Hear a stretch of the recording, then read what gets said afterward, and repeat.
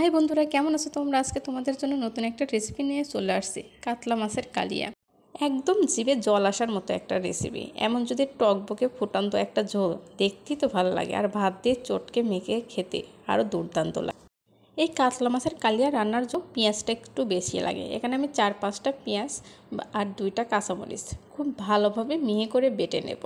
এখন আমি পেঁয়াজ আর কাঁচামরিচটা বেটে নিচ্ছি।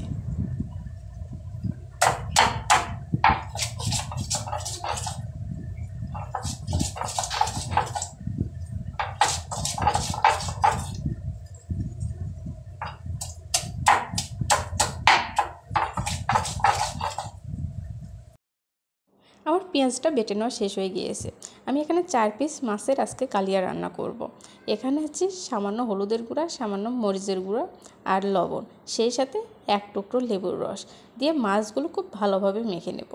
আমরা যেহেতু 3 জন মানুষ, আমি 1 পিস বেশি নিয়ে করছি, আর তোমরা চাইলে আরও বেশি মাছ দিয়ে করতে পারো, কিন্তু মূল রেসিপিটা একই থাকবে।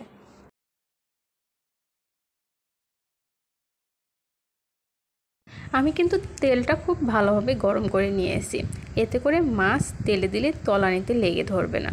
আর মাছ ভাজার জন্য তেলটা একটু বেশিই গরম করতে হয়, নয়তো মাছ তলানিতে লেগে ধরে।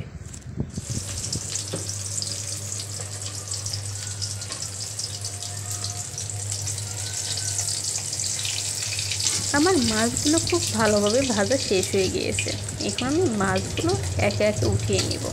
দেখো মাছগুলো কতটা সুন্দর লাগছে, আর খুব ভালোভাবেই কিন্তু আমি একটু কড়া করেই ভাজি করেছি।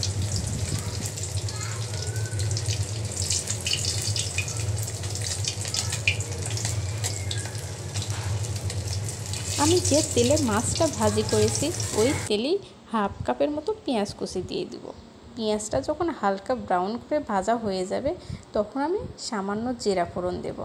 আমি যে কোনো রান্নার ক্ষেত্রেই এভাবে জিরা ফোড়নটা দিই, বিশেষ করে বড় মাছ আর মুরগির মাংস, গরু মাংস এগুলো রান্নার জন্য। পেঁয়াজটা যখন হালকা ব্রাউন করে ভাজা হয়ে যাবে, তখন আমি কাঁচামরিচ আর পেঁয়াজ যেটা বেটে রেখেছিলাম ওটা পেঁয়াজের মধ্যে দিয়ে দেব।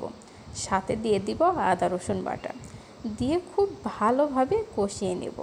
সেই সাথে দিয়ে দিচ্ছি 1 টুকরো তেজপাতা, 2-3 টুকরো দারচিনি, 2-3টা সাদা এলাচ দিয়ে সময় নিয়ে আমি পেঁয়াজটা কষিয়ে নেব, যেন পেঁয়াজের কাঁচা গন্ধটা চলে যায়। এখন আমি মরিচের গুঁড়া, হলুদের গুঁড়া, ধনিয়া গুঁড়া, লবণ দিয়ে পেঁয়াজটা খুব ভালোভাবে কষিয়ে নেব। আমি সবগুলো মশলা একত্রে কড়াইতে দিয়ে সব একসাথে ভালোভাবে মিক্স করে নেব, নিয়ে সময় নিয়ে কষিয়ে নেব।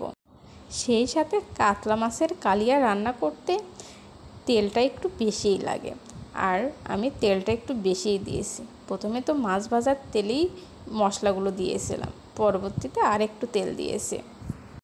সবগুলো মশলা একসাথে মিক্স করে কষানোর সময় তোমাদের কাছে যদি টমেটো পেস্ট থাকে তাহলে টমেটোটা বেটে দিতে পারো।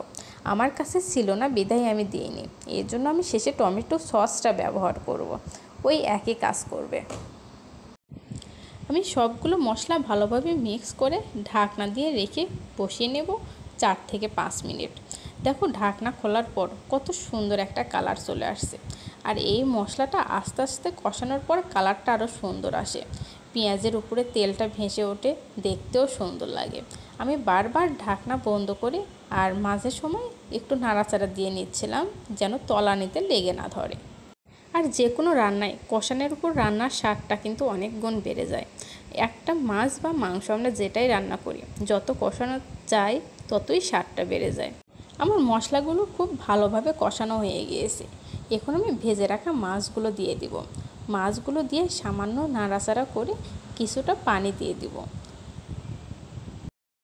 আমার এই রেসিপিগুলো যদি তোমাদের কাছে ভালো লাগে, অবশ্যই লাইক, কমেন্ট অ্যান্ড শেয়ার করো, আর আমার চ্যানেলটা অবশ্যই সাবস্ক্রাইব করো। আমি এখন পরিমাণ মতো জলটা দিয়ে দেব, আর পানিটা অবশ্যই বুঝে দিতে হবে, কারণ এই কাতলা মাছের কালিয়াটা একটু ঝোল দিয়ে ভাতটা মেখে খেতেই বেশি মজা লাগে, তাই আমি পানিটা একটু বেশিই দিয়ে দিচ্ছি।